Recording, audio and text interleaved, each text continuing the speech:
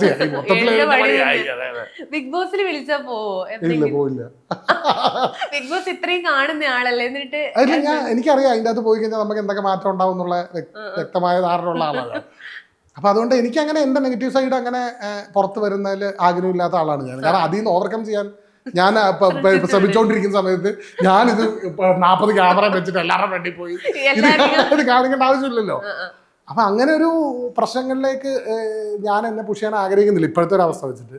പക്ഷെ ഒരു സമയത്ത് നമുക്ക് അതൊക്കെ റിഫൈൻഡ് ആയെന്ന് തോന്നുമ്പോൾ ചിലപ്പോൾ പോകായിരിക്കും. പക്ഷെ എനിക്ക് ഇപ്പോഴത്തെ ഒരു അവസ്ഥയിലും പിന്നെ എനിക്ക് എന്നെ അങ്ങനെ വേറെ ആൾക്കാർ കൺട്രോൾ ചെയ്യുന്നത് എനിക്ക് അങ്ങനെ വലിയ താല്പര്യമില്ലാത്ത പരിപാടിയാണ്.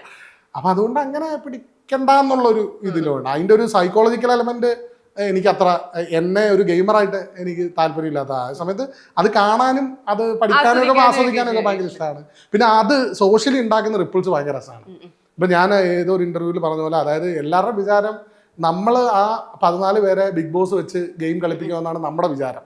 അതായത് ബിഗ് ബോസ് എന്ന് പറഞ്ഞ ഒരാളുണ്ട്, നമ്മളാണ് ആ 17-20 പേരെ നമ്മളാണ് ഗെയിം കളിപ്പിക്കുന്നത്, നമ്മുടെ വോട്ട് അനുസരിച്ചിട്ടാണ് അവരവിടെ നിൽക്കുന്നത്, നമ്മൾ എന്ത് പറയുന്നു അത് അവരെ കൊണ്ട് ചെയ്യിക്കുന്നു. അതുകൊണ്ട് നമ്മൾ കുറേ പേരെ ഇങ്ങനെ മറ്റേ നൂലിൽ കെട്ടിയ പാവകളെ പോലെ കളിപ്പിക്കുന്ന ഷോ ആണ് ബിഗ് ബോസ് എന്നാണ് എല്ലാവരും വിചാരിച്ചത്. ഒരിക്കലുമല്ല, നേരെ തിരിച്ചാണ്. ഈ സമൂഹത്തിൽ, കേരളത്തിലുള്ള സമൂഹത്തിലുള്ള അവരെയാണ് ശരിക്കും ഗെയിം കളിപ്പിക്കുന്നത്.